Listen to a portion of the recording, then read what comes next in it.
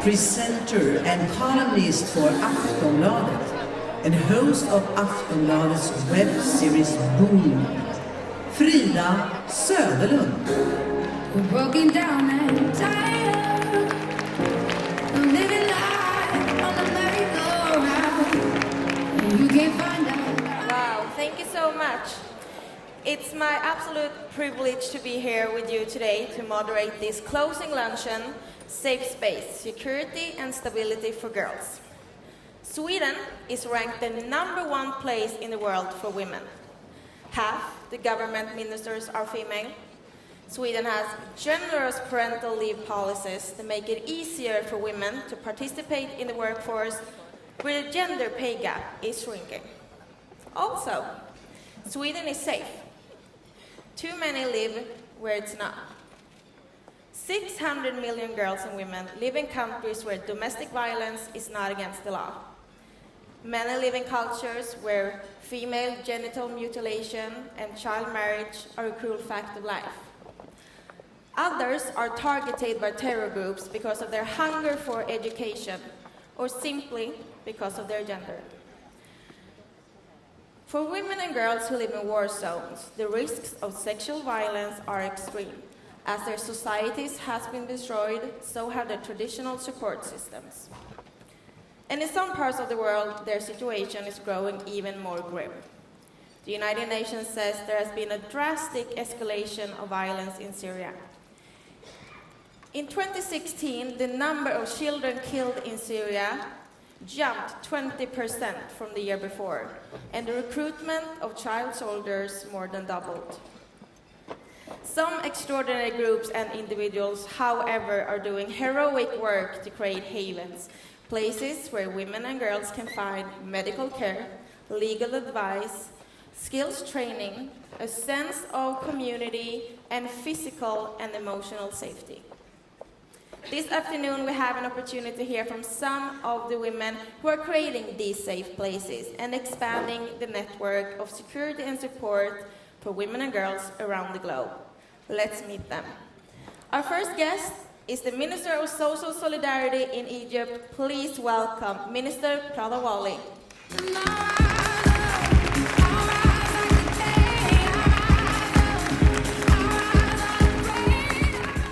Our next guest is the President and CEO of the Global Fund for Women. Please welcome Musimbi Kanyoro.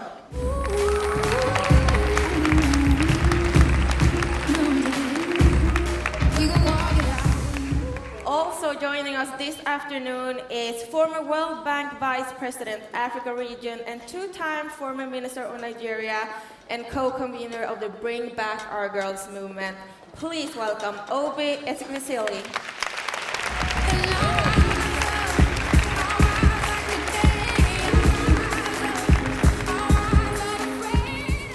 How impressive is to have such a group of impressive women here today. There's so many words to describe you, but impressive at least is one of them.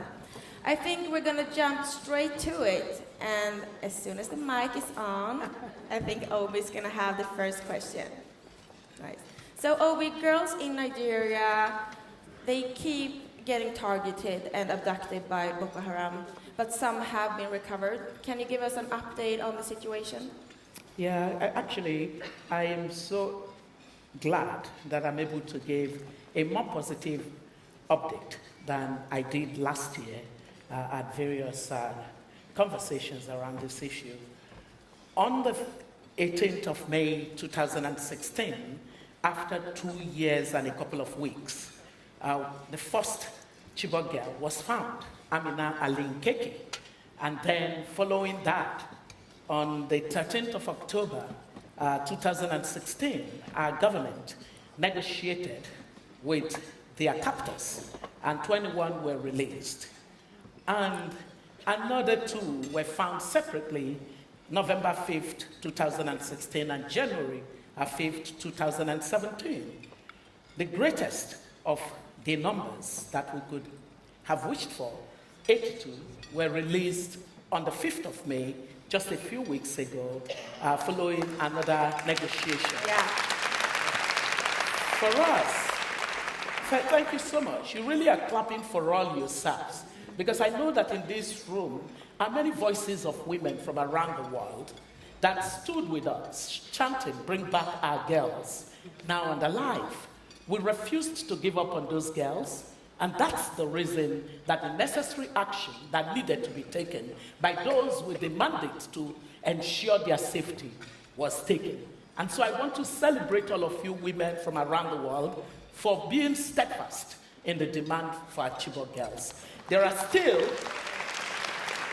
as we now say to people, there are 113 reasons why we must not stop asking.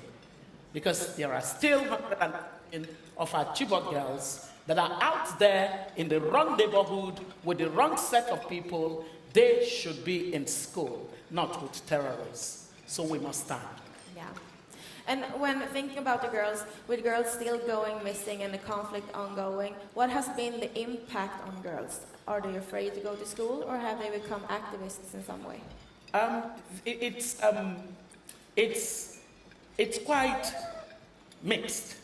For some families, it's been a nightmarish kind of thing, in the sense that their attitude is girls went to school, girls were taken, it's taken this long for there to be responsive action.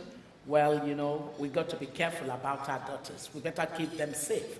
They are forced to making a choice between their girls going to school and staying alive. That's a horrible choice to give parents to make. Yeah. For some other parents, what they see is that there are people who refuse to give up on their daughters.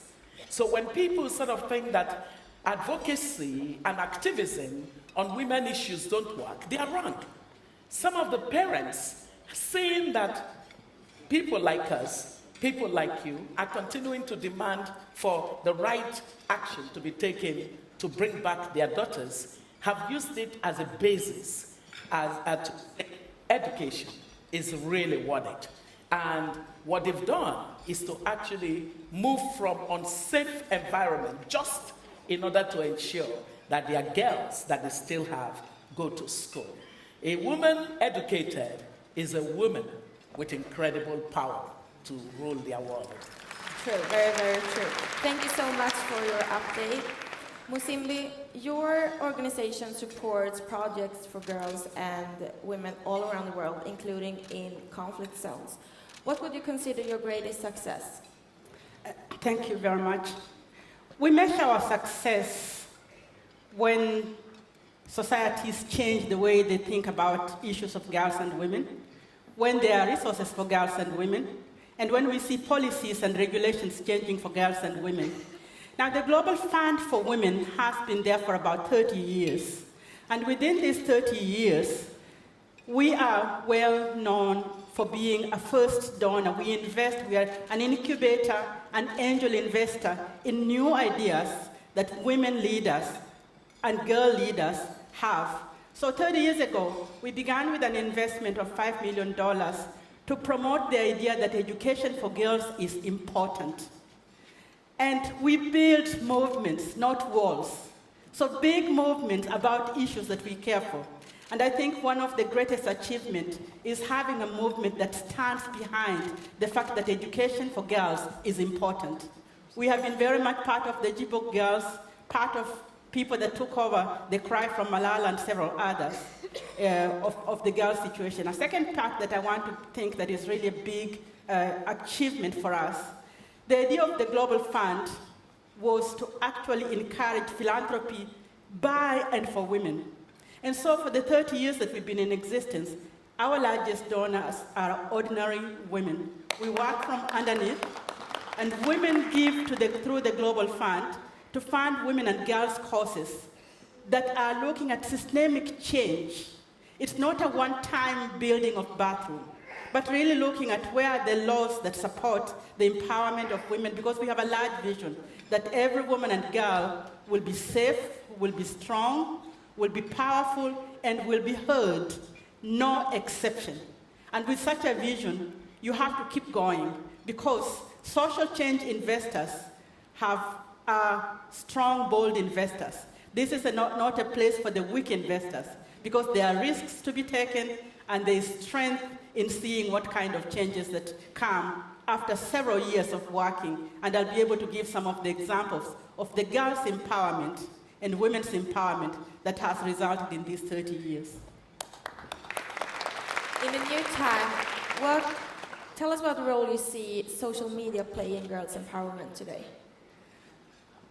When we think about girls, anybody who is a girl today has never lived in a world without technology, and specifically without social media. So I'll give a couple of stories, because stories are better in illustrating. About 10 years ago, we began investing in a group in India that is called Feminist Approach to Technology, FAT.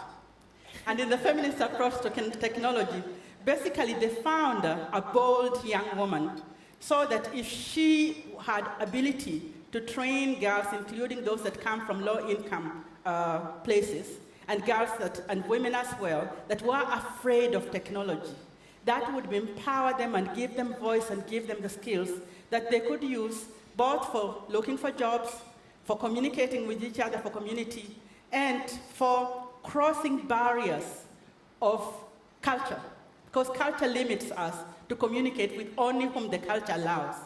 Today, you can look them up in Google. It's one of the most effective technological young women's organization being evaluated, and where larger donors are able to embrace it. Because what we do in the Global Fund for Women, we begin with supporting an idea that is not popular, and then are able to make sure that that idea is scaled and attractive to other people beyond that.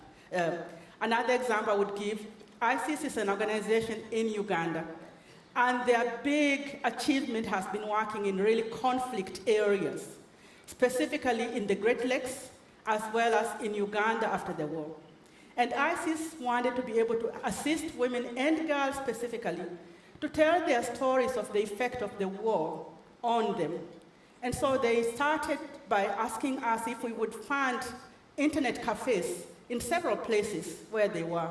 And we put our investment in that. And they used those internet cafes for the women and girls to actually tell their stories, record their stories. When they heard each other's stories, they realized that they were not isolated, they were not alone. They were together with others, and they began very strong advocacy to get medical help that they needed for their bodies, and then to work with women parliamentarians in that country to really address the aftermath of the war in Uganda, and specifically what happens to women during war or during conflict areas. Another way in which technology has played a very big, important part. And the final one that I want to tell you about is for a young woman in Guatemala. She is an indigenous woman who understands that land means a lot to them. It's the source of water, it's the source of life. And much of their land was being taken away from them for building industries that were not relevant to the community there. And at 15 years, she began organizing and using technology with the other girls. And we founded that bold young leader who has now a large organization of young women and mobilizing community for defending the environment in which they live, as well as the security of their land. This is because they are able to call on technology. But I would like to conclude by saying technology is two-edged sword. We know that sometimes it can endanger, and most times it makes us work smarter, makes us work better, makes us work faster. And who better to invest in than young people who are not afraid of it? Because they are not afraid of technology. They own it. It is of their time. Thank you so much. Mr. Waly, an estimated 5 million refugees from the Middle East and Africa are in Egypt. We know that women and girls in these kind of situations are more apt to become victims of exploitation and violence. What is being done in Egypt to address that situation? Thank you, Frida. I would like to start by congratulating my friend Obi for the release of the girls. And it's not about 82 girls being released or 12 girls being released. Actually, it's about all of us. It's about all women in this world. We're all at risk if we give in to terrorists and if we don't stand in solidarity against violence against women. In Egypt, we do have 5 million refugees, but it's a bit different. We've had refugees for years from different African countries. We have been receiving refugees from Sudan, from Eritrea, from Ethiopia, and lately from Syria. Let me talk about the Syrian refugees. We have 200,000 women and men who have come to Egypt in the last 2 years. Contrary to other countries in the region, we do not build camps, so we don't have camps for refugees. They just live in Egypt in different governorates among Egyptians. You could not recognize them if they don't talk, and you recognize from their accent. We have different presidential decrees that give them the right to free education, to free vaccination, and we have decrees to also give them the right access to free health care in Egyptian hospitals. And the presidential decree states clearly that they have the right to be treated just like Egyptians. So in this case, they are enjoying all the rights that Egyptians enjoy. This last year alone, we've had 45,000 Syrian students in our public schools. They enjoy health insurance, they have enjoyed vaccinations, they have enjoyed the different services that a public school would provide Egyptian kids. So in and of itself, this is a protection because they're not singled out as refugees, they're not put aside, and they are included and integrated in the society.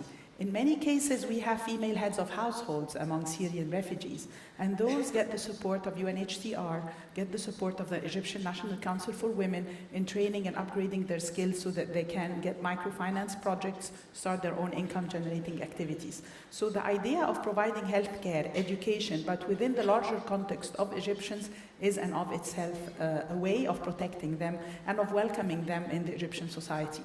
But in general, I think that's worth the applause. I think in any society where there is lack of stability, where there is insecurity, where we give in to terrorists, women are the most vulnerable group, and it's women and children that pay the price. Yeah, because conflict and displacement aren't the only challenges. You all live in countries where women and girls are valued less than men and boys, and there's often a hostility towards the thing that like female education and participation and empowerment in some way. How do you make progress against those kind of headlines? Okay. You can start out. I think that the journey of women across the world has been a journey of resilience. Women have worked in different countries to get their rights. In Egypt, in our part of the world, it always starts with political will. When you have political will at the highest level and political support, then things get a bit easier. When you have a constitution that supports women, and we have all voted for a constitution in 2014 that gave women 15% of the seats in parliament, so for the first time we have 92 women in our parliament. We have also an elections law, and the elections law provides women in local council with a quota of 25%. So we want to see women in local councils working in rural areas at the village level. And men will not be able to be voted in local councils or in parliament unless they have on their lists, and these are closed lists, when they run for elections, 25% women. So the presence in parliamentary and electoral bodies is very important for representation. We also have for the first time 4 women ministers who are in charge of 7 ministries. So 3 of us are in charge of 2 ministries each. So this gives us also a seat at the table in the cabinet. We have for the first time this year, this last March, a woman governor, and she is a woman governor to one of the largest and poorer governorates. So this is also helping to change the stereotype of the woman who cannot lead, who cannot be the decision maker. We have also in the last 2 years nominated 26 women judges, and I think women judges are very important in addressing women issues in the legal system.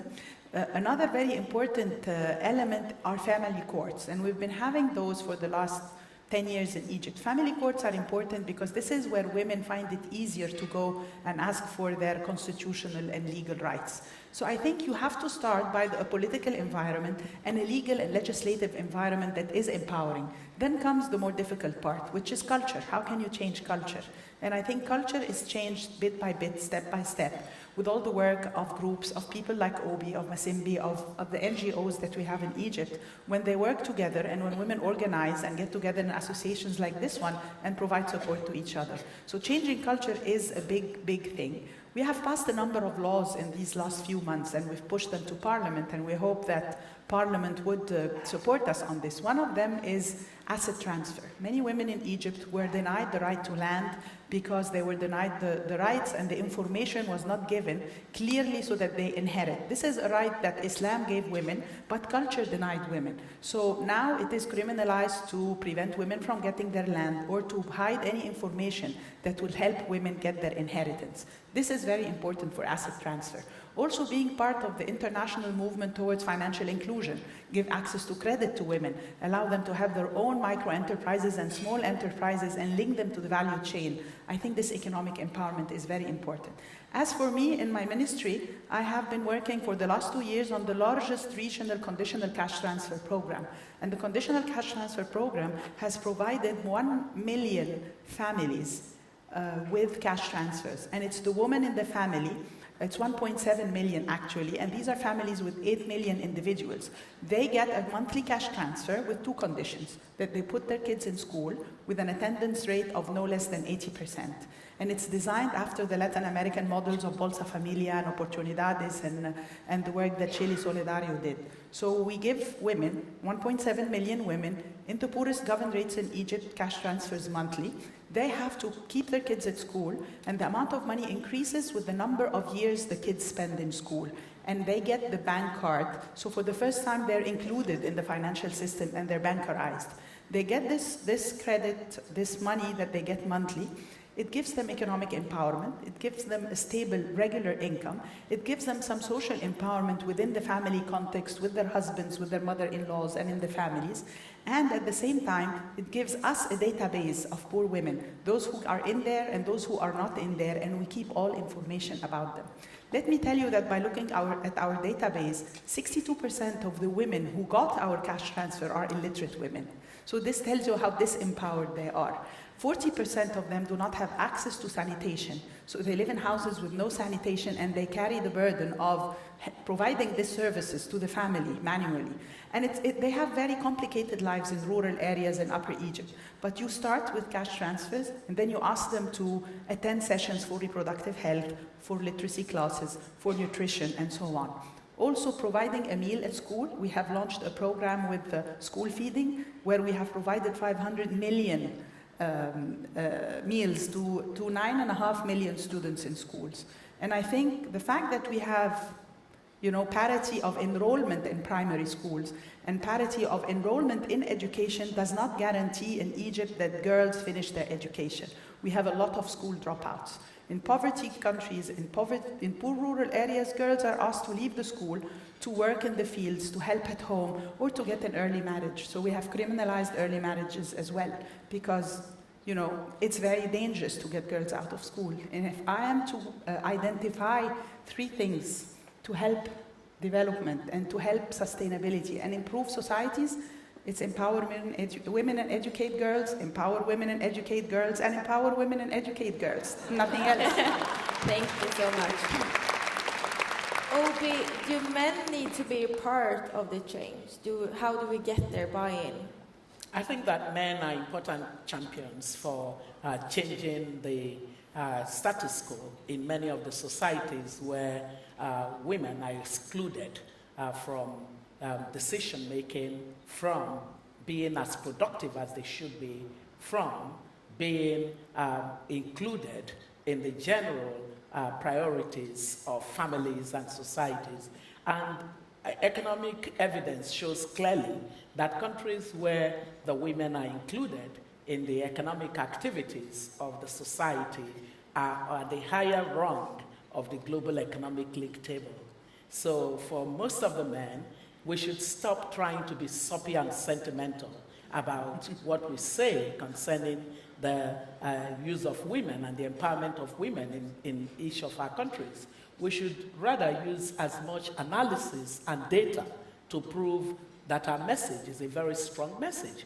If you want to continue to be at the lowly rung of global economic league table, keep your women tied down. Men love competition.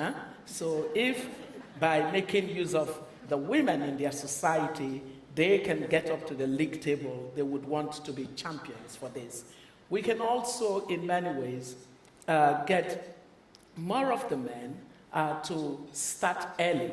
One of the greatest advantages or head start that a girl child can get is the validation from the father. When a father validates a girl child, nobody can invalidate her. And once that happens, the girl child is so bold, so confident. They don't see any barriers. When a girl child is validated early enough in life, when people say you should think outside of the box, the girl child would say, what box? I see now. You know, so that confidence, that being able to build girls with self-esteem that does not require external validation, because that's part of what constitutes a barrier to the growth of a number of women that we know. And then in terms of just basic reorientation of society, the more that we can have men who are the voices for against gender-based violence, against any form of discrimination. In my country right now, the former central bank governor of our country, one of our former central bank governors, he's the emir of Kano in my country. He was such a pro-women activist as central bank governor. He's become a traditional ruler. He is totally unstoppable in his advocacy for women. We need to find male champions who understand the conversation in a way that is profound, not in the shilly-shally, let's be nice to women. You know, come on. We've passed that stage. Yeah. We're at the stage where the rational person knows that it is smart economics to use and invest in your women. You said you have seen a change towards the attitude towards women's issues in the Nigerian government. Why do you think that has happened? Well, you know, I think that our women are more vocal. You know, she was talking about technology. Wow, it is so liberating. The fact that people, whether you're in the hinterland or you're in the urban city, you can actually connect with the rest of the world. A woman who's fairly educated, lives in rural Kenya or rural Nigeria, can have a friend who occupies a seat at the White House. And she's regularly in conversation with her. What do you think happens? Her thought process is not limited by the region in which she finds herself. She becomes a global citizen. And so we've seen many more women become bolder, stronger, much more interested and informed on issues that affect them. The one that thrills me the most is when I see women, rather than pick up some fashion magazine, which I love. I do love fashion magazine. But they also, in addition to the fashion magazine, pick up a policy magazine. And they're reading the policy magazine because they need to be informed. They need to have the tools with which they are going to advocate for certain changes that matter to girls, to women, and to children. And so when you see much more of our society continuously making those kinds of push for improvement in the circumstances of women, we have seen that the men, whether they like it or not, have become part of that conversation. Some reluctantly, but nonetheless, they have to go where we want them to go. Yeah, they do. They do. Thank you so much. Musimbi, earlier this morning we talked about nationalism and isolationism. How will this affect investments in your countries to improve the lives of women and girls? Thank you. I want to look at that question from the perspective of foreign aid. When a government that has been supporting bilaterally countries or has been supporting the work that is done by the civil society on particular subject, and you can think of a government in your mind, and then withdraws, what that happens is that it makes the environment in which the funding is just have a rolling effect on several other issues. Because, for example, investment towards sexual reproductive health to the organizations that work in that particular area saves women from it's a high contributor, as we had this morning from other people, to safety of women. We know from many different studies that even for girls, the highest killer is getting a child at a very early age for girls. So when you withdraw health funding, that has repercussions in the whole country. And so nationalism that says us and separating nations from the collective responsibilities that we have as the world really has a rolling effect that will affect many different people in the world. And if we look at reality, actually, I have been in the area of philanthropy for nearly 30 years, working sometimes with large foundations or with smaller foundations. And I understand what bilateral funding is and what private funding is about. And so some of the bilateral decisions influence even private funding from those particular countries, because people begin to think, oh, we have trouble at home, we better invest at home. I'm hearing this. I live in North America now with the Global Fund, and I'm hearing a lot of people that have been very concerned about global issues, saying the problem at home is so large that now we can't give globally. We can't give to those groups that were working in other countries because we need to solve the problems at home first. I think that is already buying into isolationism, and that's not a good thing. But there's another personal way in which one could look at the question of isolationism. I think women's rights organizations and anybody who believes in justice for women has been also dealing with removing women from the self-isolationism. And the self-isolationism is what keeps women in their place, either at the family level, at the cultural level, without literacy, without education. So women keep isolated in their own world. And I think that part of what money can do, and philanthropy plays a part, is having possibilities for funding convenings for women, finding opportunities for people to learn from each other in different ways, finding ways in which people move from place A to go and give their services or their skills or their capacity, share it in other places. And that has always happened for a very long time. We are one world. And isolationism is trying to tell us that we are not one world, that we are different worlds. And I don't think that that's a space we would go. Women have always been communal because there's no set of humans that are as organized as women. When you make United Nations meeting and you go to Beijing, you get 40,000 women attending. And you have another conference that does not have women and is just a smaller group of people.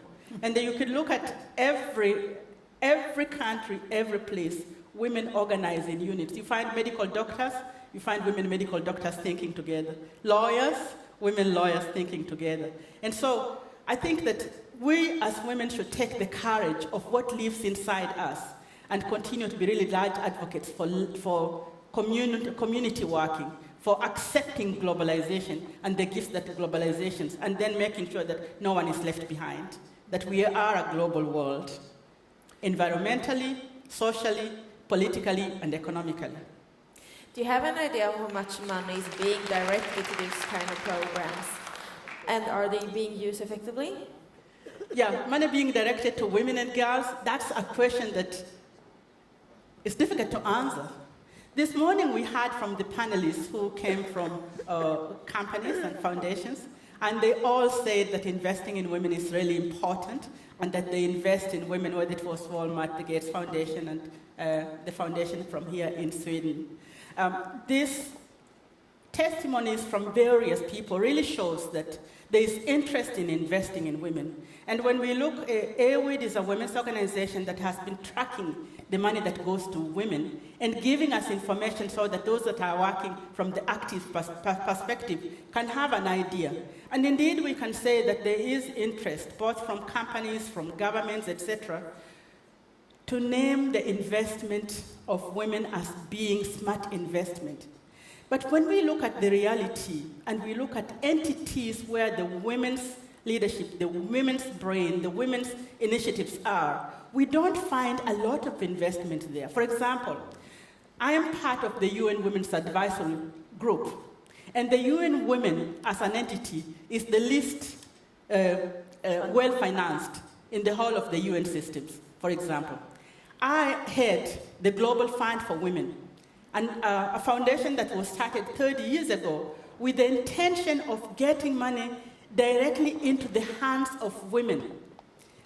I thought when I moved on from a private foundation to the Global Fund for Women, I would find such, at this moment in life, I would find such interest from women and from foundations and from governments to say, let's fund these entities that get money directly into the hands of women, and specifically grassroots women and grassroots girls women. It's really difficult to fundraise for women. So the reasons people usually give, they say, women's projects don't scale. Big lie. They really do scale. They say that women have not tracked the impact that they make in the society. You said about the use of money effectively.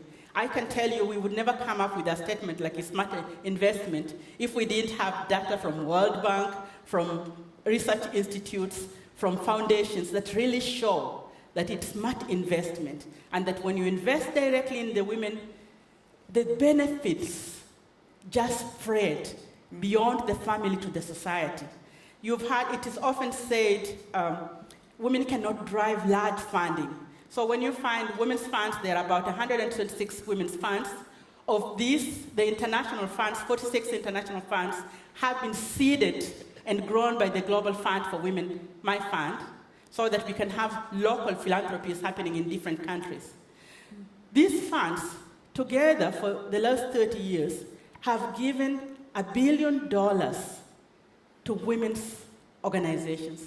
And this has had immense effect, which really means that there are channels that can be able to get women to the grassroots organizations. But we still have to work on the issue of trusting that women can run organizations that have money, can be entrepreneurs, and they need funding. And I think we're almost there, because I've heard all of you talk to the fact that you believe that women do make a difference, and that many of you invest in women, and many of you are entrepreneurs by yourself. So let's make this method really, and this message heard everywhere that we are, that investing in women is the most smart investment that you could ever make. Thank you so much. Ms. Waly, if an outside organization comes in and tries to impose a program, will it succeed, or do we need more grassroots solutions? I think definitely if you're speaking about sustainability and financial viability and scalability, then you want programs in all countries to be owned locally. You need to learn from other countries. You need to exchange knowledge. You need to open up to other countries. We are one world. And the fears, the challenges, the successes of women all over the world are very, very similar. The needs, the interest in family, in society, in peace, join women from different countries together. However, I believe that locally owned solutions are the more sustainable and viable ones. And to go to your question on populism, and it was a very interesting session, listening to all these excuses for those who call for nationalist, populist, and drive those ideas and ideologies out of protectionism and fear. I would say that if we've had more investment in lower income countries, if we've had less expenditure on wars and on armaments, and we spend more money on development, and spend more money on educating girls, and spend more money on improving infrastructure, you won't have those immigrations and those migrations and those illegal human trafficking that you see that are causing fear. So instead of pushing the migrants out, invest in those countries where they come from and help build peace. And if you help build peace in those countries, people will not be leaving their countries to come to someone else's country. If they come there, it's out of looking for a peaceful future, for a safer environment. So I think if you're really worried about peace and security in the West, and this is what they propagate as an ideology, I think it's very important to open up to the world in terms of investing in education, investing in healthcare, building peace, improving infrastructure, improving living conditions in countries that are sending out migrants, different parts of the world. It's always people leave because of instability, because of fear for their lives and the lives of their children. So I think building peace should be what brings countries together and what will lead to less issues related to populism and nationalism when they're driven by fear and protectionism. And to tell you about, things that would make a big difference is celebrating women's successes. I think celebrating women's successes in different parts of the world, and specifically in parts where women are suffering from a regressive culture, is very important. One of the things that we have been doing lately in Egypt, and I think is going to pay off, is that we have a monthly celebration where the cabinet and the president and the prime minister give awards to young women, but who are working in unusual sectors. So an award is given to a woman who does well in IT, another woman who's an opera singer, and a third woman who's a car mechanic. These are very unusual sectors for women to work in. This is a symbolic act that is very small, but I think it helps change the stereotype and the mindset and make society more appreciative of women who are different. So celebrating this diversity, I think, is very important. And women helping each other and mentoring each other, I think, is also very important if we want to change cultures. And cultures sometimes are stronger than legislations and law. Thank you so much. Obi, you feel that efforts in this arena have been too splintered, that women need to work more together. Explain what you think needs to happen. I think that women just really need to be better networked. Men do it so well. They figure a way to leverage on their strengths. But women have much more difficulty leveraging on their strengths. I mean, you see too many flags that are put up by women for different ideas. Well, dear sisters, small is no longer beautiful. Small is no longer beautiful. We need to get big. We need to figure a way to connect our various ideas and to connect our various networks, our various knowledge. Because when they come together, they have a way of reaching a threshold where 1,000 dams cannot stop the flow of an ocean. It's really that important. We can take a couple of issues around our world and decide that these are the issues, whatever women organization you may be, these are the issues we're going to push. We're going into conversations about the fourth industrial revolution. How many women are participating in that conversation? Is it when the conversation is all done, then we stand outside the gate and say, why didn't you allow us to come into the room? Well, the room is being shaped now. And, this whole issue is going to be about the productivity of the human race going forward. What conversations are we as women already having globally around it?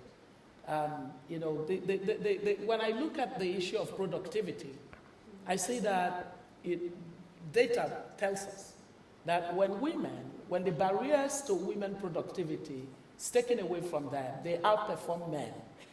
It's data. It's not about wanting to, give you a hype so you feel good. Analysis just sort of gives us the kinds of tools with which to drive this conversation. But we need to be strategic. There's a strategic sense that we really need to invest ourselves in. When I look at the world as it is, there's a serious vacuum of leadership. I don't know if you've noticed, but the world is crying for leaders. Have you noticed? But the leaders are in this room. They are in this room. If only there would be that sense of boldness to actually step up and say, we are here. Yes. We're going to take those tough decisions that you men are refusing to take. Because the reason that we have a vacuum of leadership is because there's a moral crisis in our world. There's a serious value erosion. And, a lot of the reasons that, and data also proves that in societies where you have better governance, that you actually have more women in policy making. So in a place like, when we looked at the Mo Ibrahim Foundation, did some analysis and found that in African countries where there are more women in policy making, that they tended to be at a higher scale of governance ranking. Hey, why do you think that is so? Because, most often the women are really thinking about what would be of impact to the larger number, not what would be of impact to the self. So we need to connect all of these and use them as a basis to be bolder. We need to not look at the different activities that we do and just hold on tight to our own flag and say, I want to be known for my flag. Well, your flag can give way just so that the common good of all can be achieved. And I think that's where we need to go to next. Yeah. It's time for women to really and truly be global and to be big in life. Ms. Waly, do you agree? Do we need to get bolder? Bold is beautiful. I agree. I definitely agree that bold is beautiful, that we shouldn't shy away from demanding to have a seat on the table, that if I relate to the very first presentation by Ian when he spoke about having very few women on the negotiation tables when he was negotiating peace, and this was something that has really is a constraint when you don't have women on the table. So I think what we need to do as women is to really be bold about it, and not to shy away. And what we have to do as government, since I come from a government seat, is to really not shy away from providing support to women. And whenever asked, I say, yes, I am biased. I am biased to the vulnerable. I am biased to the less fortunate. I am biased to those who deserve affirmative action. I am biased because when you are biased to a mother and when you are biased to a woman, you are biased to society. And it goes beyond proof and beyond data. We know now that every dollar spent and given to a woman in a financial inclusion program for women goes to kids' education, to kids' health. And it's a big difference. When you give them the same dollar to a man, he also spends some money on family, but our priorities differ. And there are very different priorities. It's always family comes first, children come first, and it's always an investment and a saving for the future of the family. So we do not need to share more data because it is an established reality. What we need to do is not to be shy about it and not to claim that, women need the support. No, women deserve the support. Women can lead equally to men, and I think we need to invest more and more in women. It is a basic human right. Thank you so much. We now have time for some audience questions. You can find 2 microphones on both sides. Please begin your questions with your name and where you're from and who the question addresses. And if possible, please keep them as short as possible. So we can find 1 microphone there and 1 microphone there. And just go for them, and I'll tell you when to start.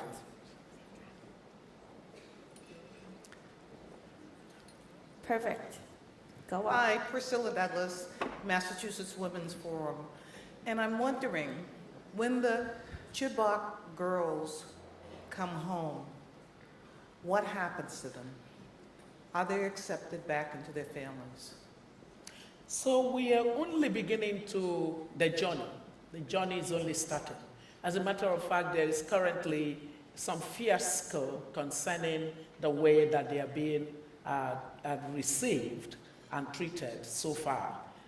We had anticipated the challenges of their return, the authentication of their identity, and then the necessary commencement of rehabilitation, reintegration, and resettlement of our girls. And so we developed a tool called verification, authentication, and reunification system, which we handed over to our government to use, but it hasn't used it. And so in the way that it is trying to rehabilitate them, it is facing a challenge of balancing privacy, security for the girls, and the necessity for access, as well as full disclosure of the program that it is running.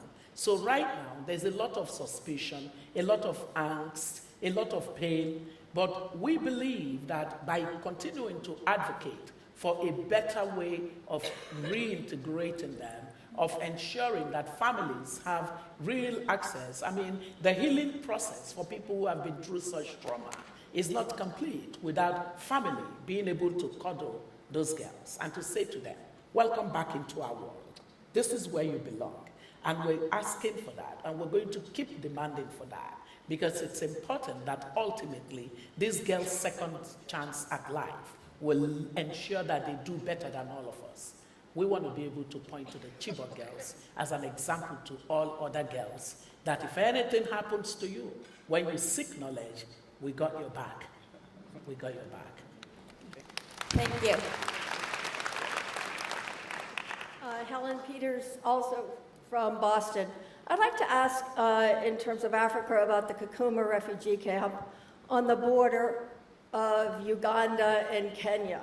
We're foster parents of two girls who came from that place, which is a dangerous place for young women, where one had to shave her head to get an education dressed as a boy, the other dressed as a girl and could not do artwork or could not get an education. Now, they both graduated from college. One's in college, the other one's graduated from college in the US. They've done well. But on their behalf, what is being done? This is a UN-run refugee camp. Many people are spending their lives there. No education for women and not safe for women. If their mothers die, they are in severe peril. So I know the Kakuma refugee camp pretty well. It's in my country, Kenya. And it's not, the programs there are not run by the United Nations alone, the United Nations Refugees Program alone, but many non-governmental organizations run that place. Now, your experience with the children that you have had has some familiarities, but I think the big thing that you should take about that is not just about what happened to those boy and girl, but what really happens in refugee situations. When people are brought together in a particular place, coming from different places, a lot happens there that is very unfamiliar to any of the people who are there.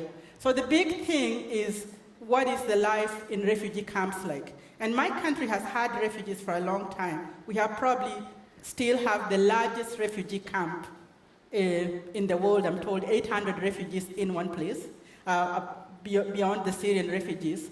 And it is really a complicated story. More than that, I'd love to talk to you more about that outside the camera, because I know the Kakuma refugee camp really well. I have worked there many years.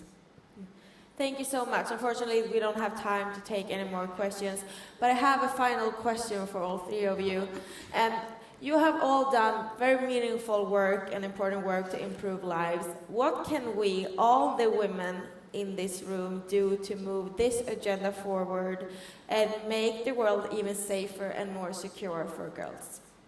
Ms. Waly? I believe that we have done a lot, but not enough. And we have to keep reminding ourselves that we haven't done enough. That it is about political empowerment, economic empowerment, social empowerment, and a cultural and social movement. One of the sentences I've taken back from this conference is that partnership is the new leadership. I liked it so much. And I think we should all remind ourselves that governments alone will not be able to do it for girls and women. Civil society alone is not enough. Donors are not enough. But all of us together, private sector, governments, and NGOs in any given country should be working in partnership to address the priorities of our countries, the global priorities. And we should also work on strengthening the multilateral frameworks. When you speak about a camp being mismanaged here or by a weakness and an instability there, I think it is about strengthening multilateral frameworks and reinventing the belief in global solutions and in multilateral frameworks, a stronger UN, stronger regional networks, stronger civil society organizations that are working with governments to address these issues. I think it's a journey. We have to keep believing. We are building on what our mothers have started, but this is not a journey that will end at me or her or that. It's a long journey. And we have to keep at it, and we have to keep fighting. Thank you. Musimbi? In 1 minute, I want to tell you 3 things that you can do. One, I disagree with Obi that nothing is ever too small. Have you ever had the bite of a fly? Have you ever had the bite of a bee, a fly, a mosquito? Mosquitoes are very small, but they can keep you awake the whole night. So don't be afraid to do small things. It's really important, whatever you can do. Second thing, I think we should all commit ourselves. If every woman and every man who cares committed themselves to do one thing that helps another woman, you can count how many they are. Then because I come from philanthropy, I want to ask every one of us to commit to giving some of our own income towards supporting the causes of women and girls. And you can find an organization that is important to you. You can find a channel, but just do it. Because money makes a difference also. And I think individual philanthropy is important, and it complements the philanthropy that comes from foundations or the bilateral funding that we get from governments to make a change. So do something. Give something. Obi?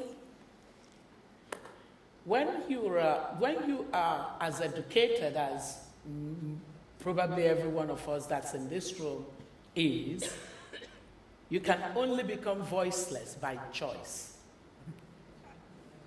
Yeah. You must not take that choice.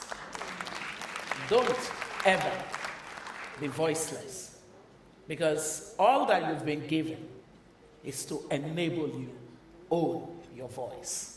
You own that voice, not for you alone, but for all others who have not had the privilege that life has given to you.